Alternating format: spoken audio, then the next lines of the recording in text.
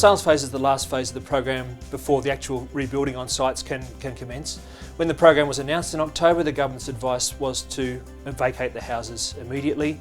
It was always the intention that then the government would work through a program of demolitions that would culminate in the stage that we're now reaching, which is the sale of remediated blocks either to the original owners under the first right of refusal arrangements or indeed to the public through an auction process.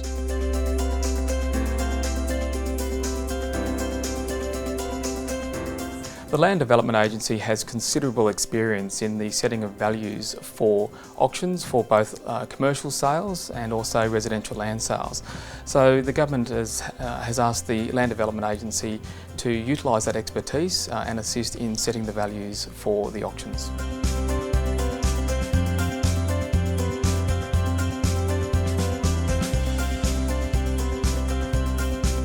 We've been working with the LDA for some time, both in terms of the scheduling of the work as well as designing this stage of the program. We're relying on them to exercise their judgment and expertise in determining the sales price, and we'll continue to work with them on the marketing of the blocks for public auction.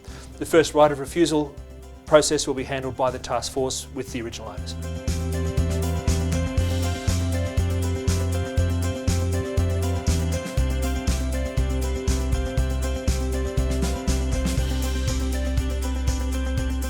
The blocks are valued by the Land Development Agency, seeking independent valuations from suitably qualified people. We seek 2 valuations in the first instance, and those valuations are quite detailed and look at a range of factors including block size.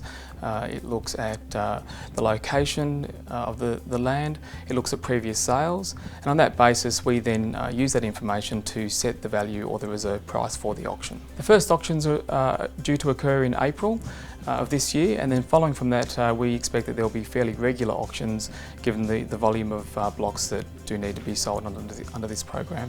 For more information on the auctions, you can go to the Land Development Agency's website, which is www.lda.act.gov.au.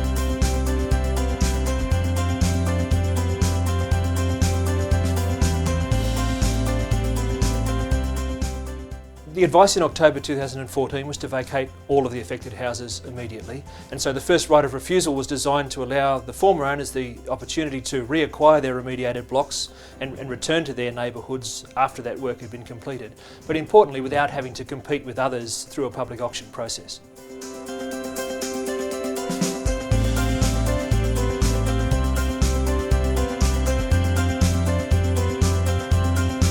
As part of the demolition scheduling, we have a conversation with the owners about timing and provide to them the offer to sell, which has been determined by the LDA.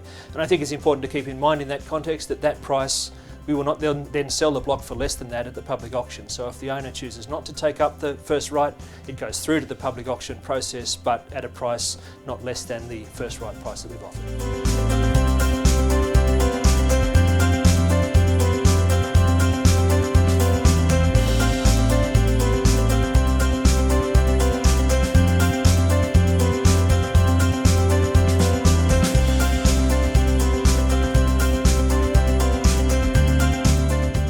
Sales are important because they're really the last step before we can see the beginning of the physical and psychological and social rebuilding that will come as the homes are rebuilt on the remediated blocks.